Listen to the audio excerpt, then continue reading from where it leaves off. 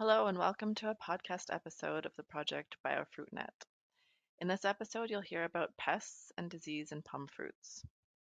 Text by Markus Kelderer and Josef Telfser from the Research Center Laimburg in South Tyrol, Italy. Read by Kemper from the Research Institute of Organic Agriculture, FiBL, in Switzerland.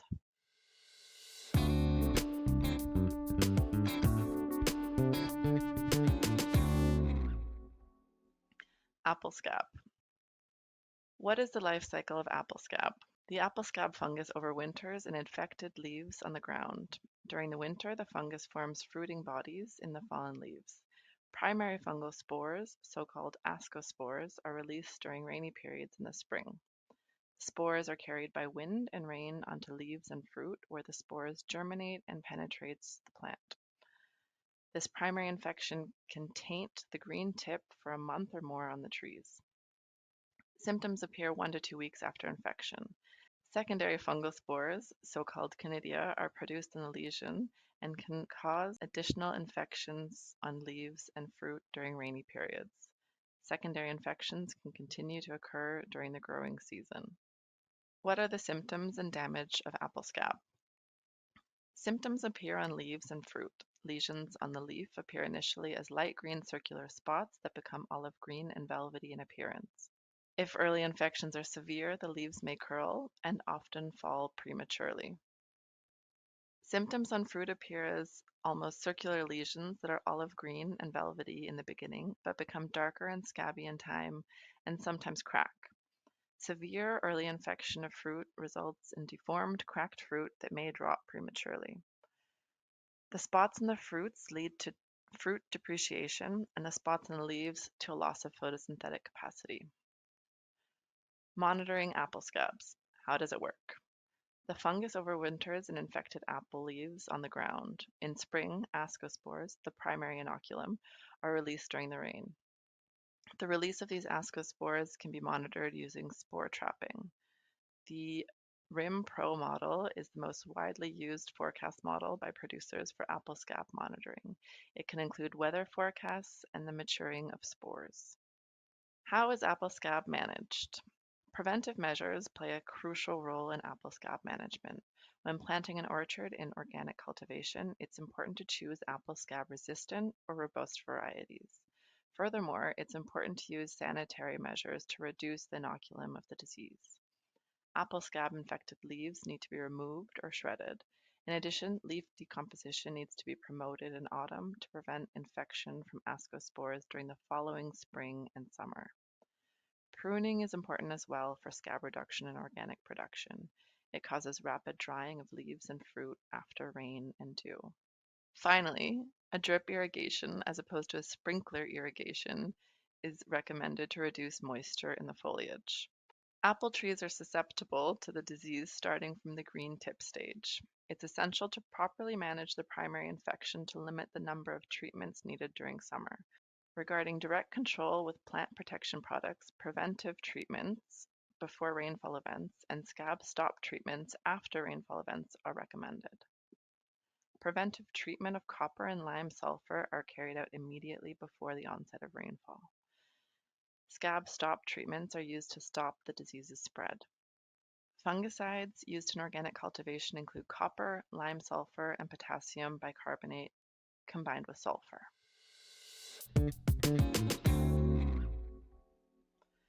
Rosy apple aphid. What's the life cycle of rosy apple aphid? The rosy apple aphid is a dark gray to reddish aphid, 1 to 3 millimeters in size. The adult of this aphid species appears in spring, where it begins to form colonies on apple shoots and newly developed buds. This activity, as colonies grow in size, is what causes the main damage. By the second fruit drop, it migrates to the secondary host, plantago. What are the symptoms and damage of rosy apple aphid? The symptoms of this aphid are curled leaves, malformed and stunted development of shoots, as well as malformation and stunted growth of fruits. In addition, the aphids can produce abundant amounts of honeydew, disturbing leaf respiration and development, and causes establishment of sooty mold. How is rosy apple aphid managed? Monitoring of the rosy apple aphid is done by visual inspection of aphid colonies in curled leaves. This should be done already in early spring when the overwintering females become active. The natural regulation of this pest can be promoted by preventive measures such as flower strips, hedgerows, and cover crops, as these enhance the natural populations of the predator community, such as lacewings, ladybugs, predatory bugs, and spiders.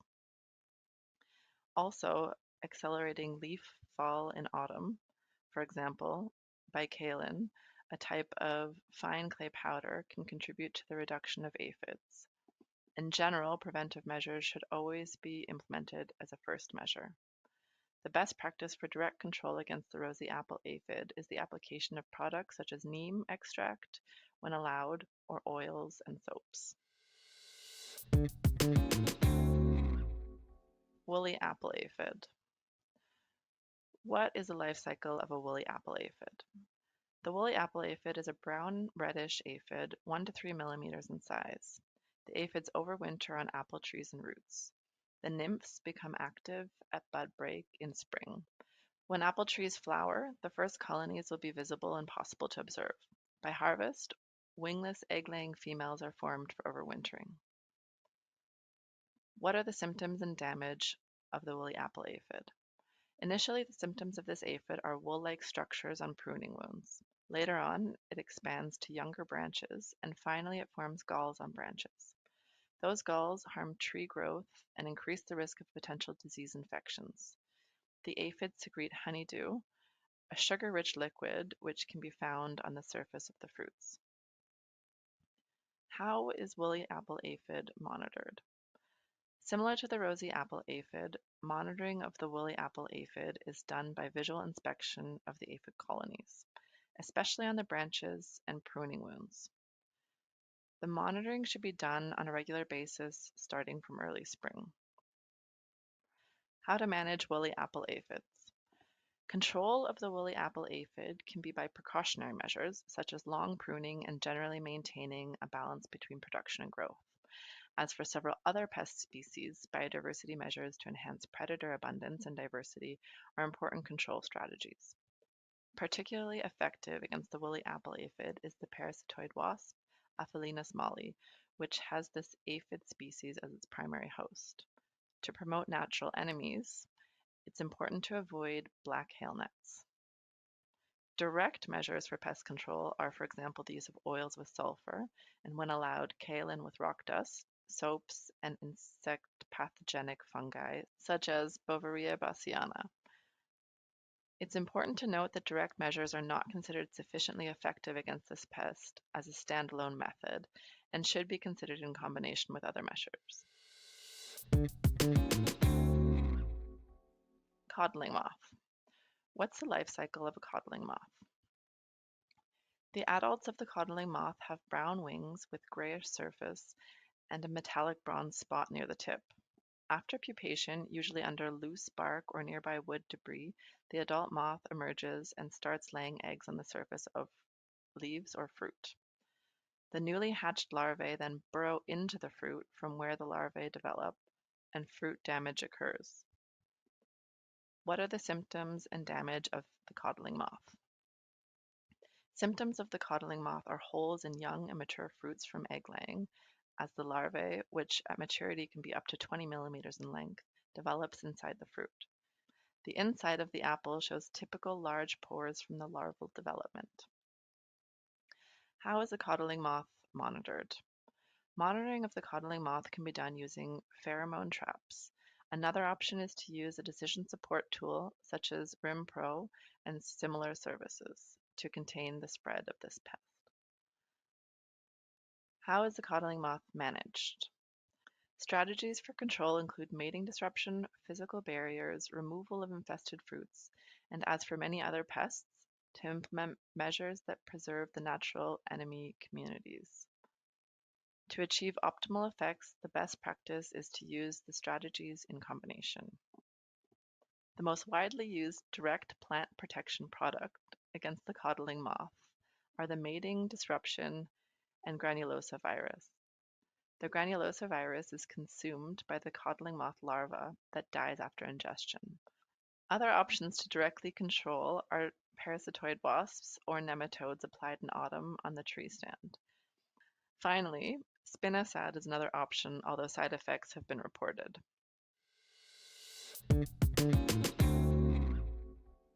Powdery mildew. What is the life cycle of powdery mildew? Powdery mildew can affect numerous plants, including apple. It's the primary host, but also pear, plum, peach, and medlar. The fungus overwinters as mycelium in dormant flowers and shoot bats infected in the previous year. In spring, the infected bats break the dormancy and the fungus infects the developing shoots and young leaf tissue. To germinate, the spores of the fungus need a high relative humidity greater than 70%, which is commonly available in the microclimate of the lower leaf surface. At temperatures between 10 and 25 degrees Celsius, in contrast to most foliar pathogens, leaf wetting is a deterrent to infection. The youngest leaves are the most susceptible but become increasingly resistant as they mature. Secondary infections can occur throughout the season. What are the symptoms and damage of powdery mildew? Powdery mildew can attack leaves, flowers, and fruits. On leaves, white patches of fungal growth develop on the lower surface of the leaf. Under favorable conditions, the patches enlarge and merge to cover the entire lower surface. Diseased leaves curl upwards and become narrow and brittle. Infected blossoms shrivel and produce no fruit. Fruit symptoms are not usually seen unless the disease builds up to high levels in susceptible varieties. Fruit appear with net-like russeting. How is powdery mildew managed? High relative humidity, overcrowding, and excessive shade promote powdery mildew outbreaks. Therefore, precautionary measures include planting trees in sunny areas with good airflow to reduce moisture in the orchard. It's also recommended to avoid susceptible varieties. Remove affected shoots during the season and affected twigs while pruning in winter. For direct control with plant protection products, sulfur or sodium bicarbonate treatments can be performed. If problems with this disease have been encountered in previous years in susceptible varieties, pre-flowering treatments are recommended.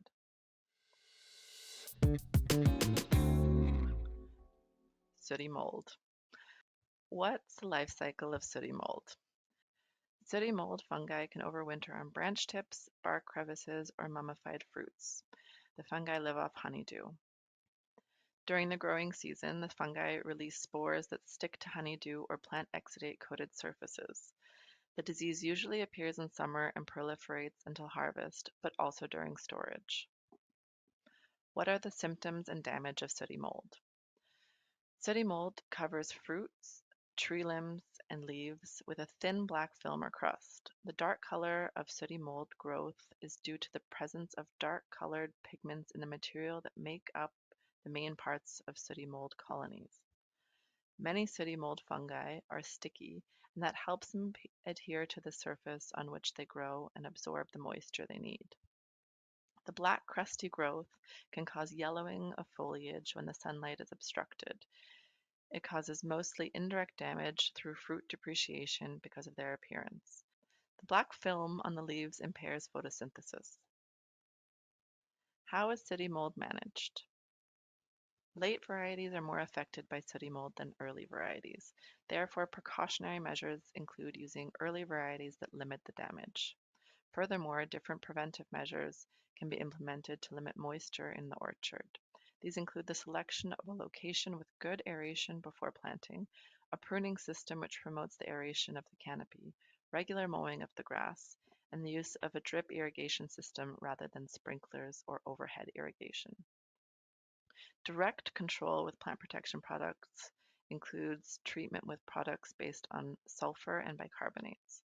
The efficacy is currently unclear as pathogens are different and vary from region to region.